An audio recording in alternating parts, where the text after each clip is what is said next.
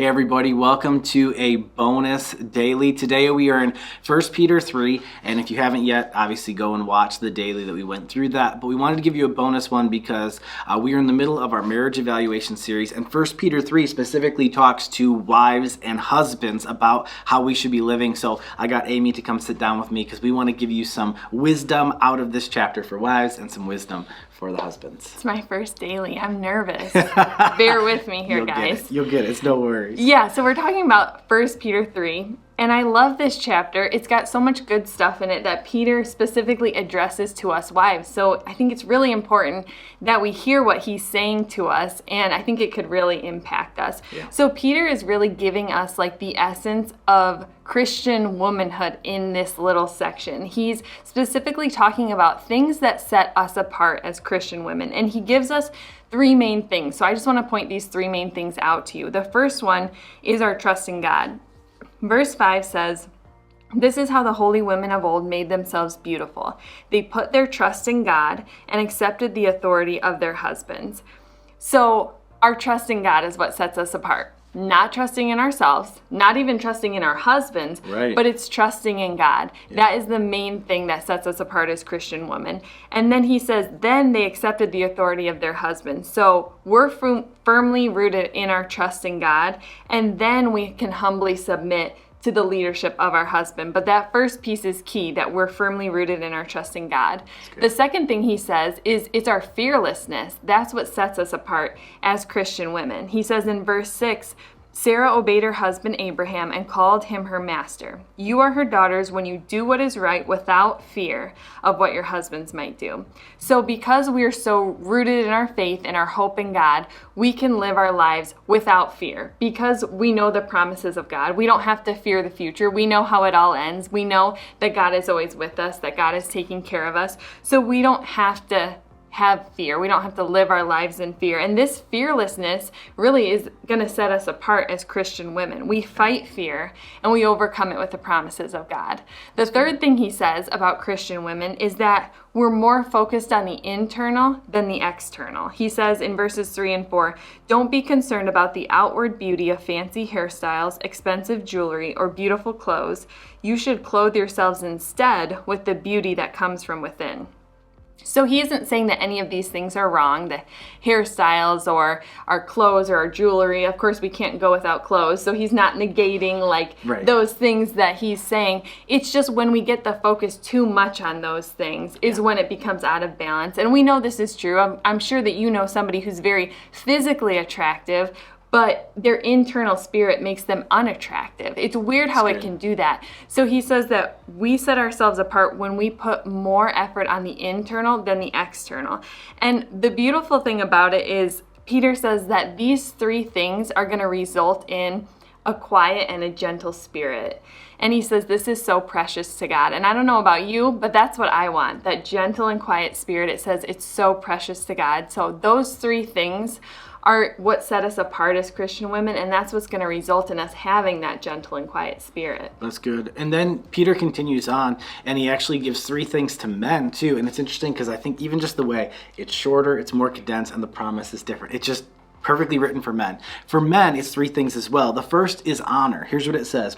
"In the same way, you husbands must give honor to your wives." The idea is that, of course, there's this idea of authority that we've talked about. But again, this goes back to the idea of mutual submission. In fact, he literally starts that by saying, "in the same way," meaning this isn't like two different things. Right. It's both of us doing what we're supposed to the marriage to kind of represent the both halves. That the wife respects her husband's authority. But then he literally says, he's like, understand, it's not to bring yourself honor. You're supposed to leverage that authority, basically, of like you're supposed to be in charge to bring her honor, that you're supposed to honor her, which is really interesting because that's like trying to add value to her life, right? Which is really important. The second thing he says is that it's about understanding. It says, treat your wife with understanding as you live together. This is really, really important, right? It's like become a student of your wife. Try to understand her needs, understand what she cares about. Again, even though you're in this place where you're supposed to be like the head of the household, it's not about just serving yourself. You're actually supposed to be a student of your wife and understand her needs, understand what makes her tick and what she cares about, and try to add value to that. And then last, He speaks towards the idea of equality. And this is definitely where I think, like, whenever these things get twisted, right, when they get misused by people, people don't grasp the concept that's in this. And it's critical to all this and understanding the idea of headship and authority. It says this, okay? She may be weaker than you are, but she is your equal partner in God's gift of new life.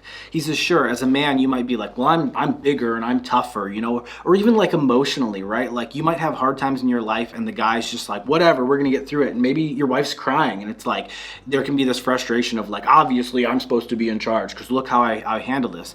But he says, don't get this twisted and think that you're somehow better than she is, or that you have some sort of like higher value to God. That's not it at all. He says, you are equal partners in God's eyes. We're supposed to equally come together and represent that picture of Christ and the church, that we don't have any lesser or greater piece to play. We're just two different pieces of that. And what he says, if we get these three things right, where with women, he's like, you'll have this gentle, humble spirit, this. With men, it's basically like a threat, which I think works well for us as guys. He says this, treat her as you should so your prayers will not be hindered. Here's the reality of what he says. He says, she might be your wife. She's my daughter. He says, you don't treat her well, don't expect that I'm going to be answering any of your prayers. That's what it says, guys. If we're not doing these things right, he's basically like, go ahead and pray. You're not getting my blessing until you go back and you start treating your wife with honor, understanding, and equality. Yeah, and these different but complementary roles are so important, and it's so important that we embrace them, not just despise them or pass over them. There's so much wisdom to our callings as husband and wife, so it's really important that we get this. Yes, absolutely. So reflect with us for a moment. Wives, which one of those three things that I mentioned do you need to work on? Which area stood out to you the most? Is it the trust in God? Maybe you really need to study and become more familiar. Maybe you're new in your faith. You need to become more familiar with the promises of God, what God says, so that you can be firmly rooted in your trust in God.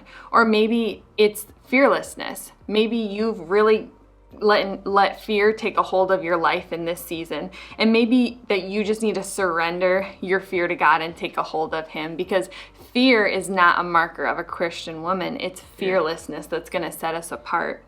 Or maybe you need to focus on the internal rather than the external, and this one is a hard one. I know that I'm definitely guilty of focusing on the external, but we need to recognize that that's not the most important thing. Maybe we just need to switch our focus a little bit back to the internal, to realize that our beauty comes from within, our attitude, all those things matter so much to God if we want to have that gentle and quiet spirit that it talks about. You know, and the same for men. Reflect for a second. Which one of these three do you need to maybe focus in on? Is it honor? Are you kind of like focused on bringing yourself honor and not bringing your wife honor? Are you selfish, right?